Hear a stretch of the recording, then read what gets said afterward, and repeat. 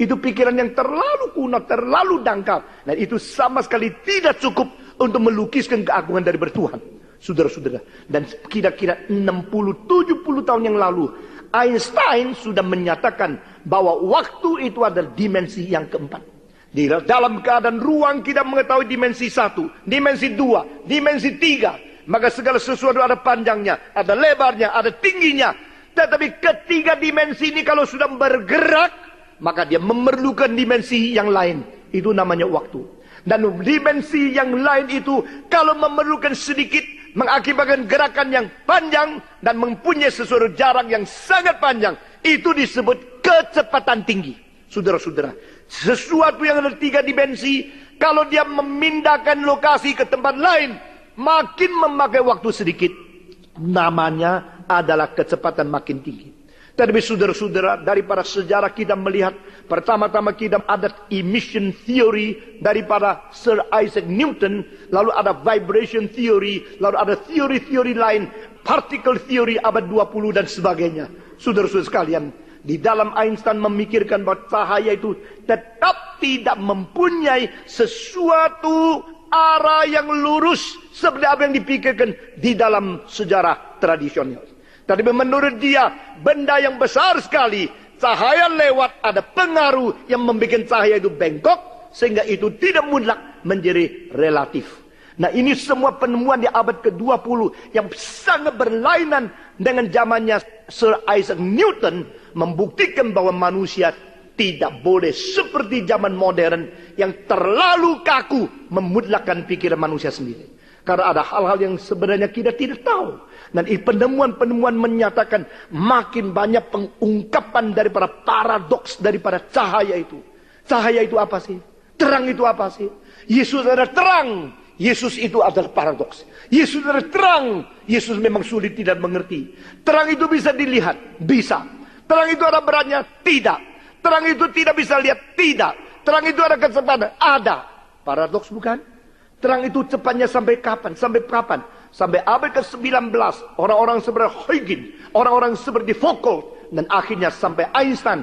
Makin lama makin maju kita mengerti terang.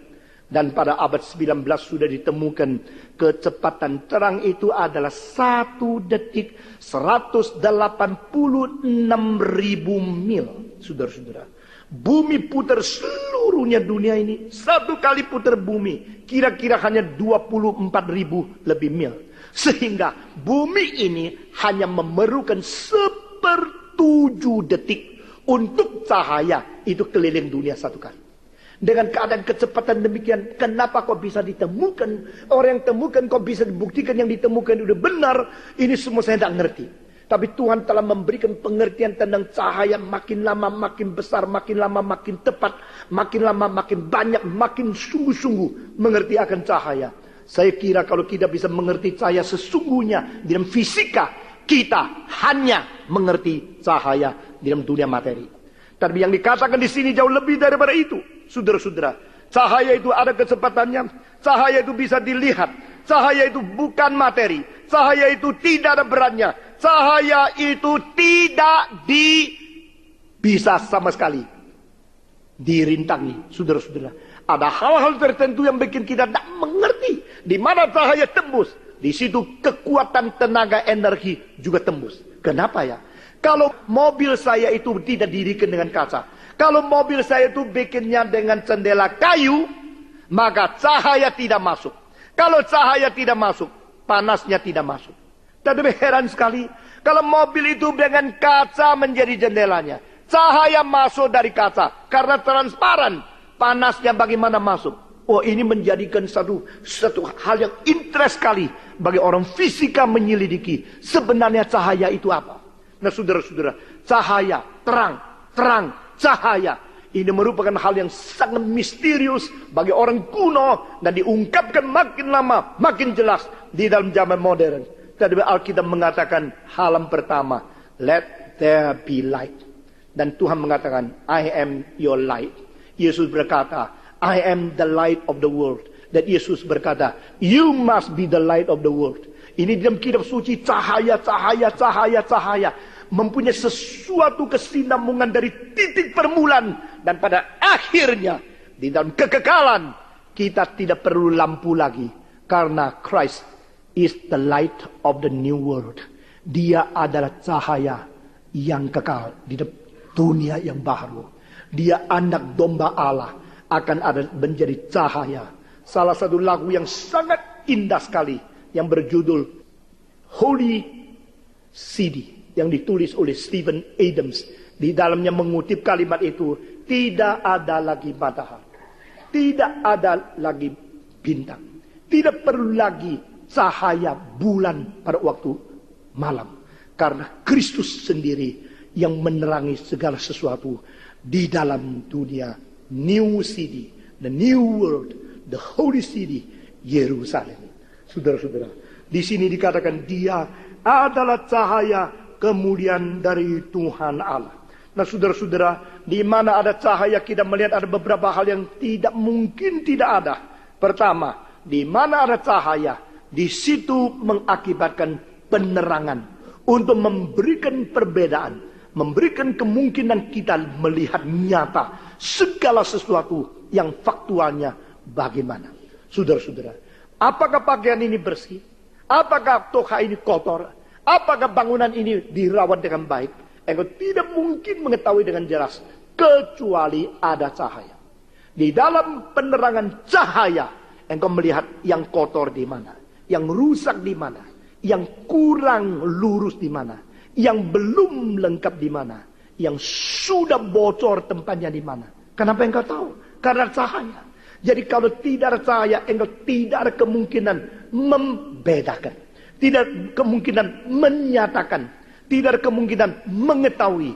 Kalau tidak ada cahaya, maka orang putih itu hitam, orang hitam juga hitam. Betul nggak? Kalau di dalam keadaan malam gelap, yang tidur di pinggir itu diganti orang negro, engkau juga tidak tahu siapa dia. Karena itu malam gelap, engkau tidak lihat. Begitu cahaya keluar, engkau tahu, ini baju kuning, ini merah, ini abu-abu, itu berwarna, ini kotak-kotak, itu putih. Karena apa? Cahaya memberikan penyataan. Dan kalimat ini muncul dalam Efesus pasal 5. Segala sesuatu yang bisa menyatakan itu sebenarnya adalah cahaya. Atau hanyalah cahaya yang menyatakan segala sesuatu. Di dalam pentafsiran daripada itu Efesus pasal 5, saya sudah pernah mengkhotbahkan ayat itu. Nah, saudara-saudara, demikian di dalam dunia ini yang membuat kita mengetahui, mengerti perbedaan segala sesuatu itu tidak lain, itu namanya cahaya.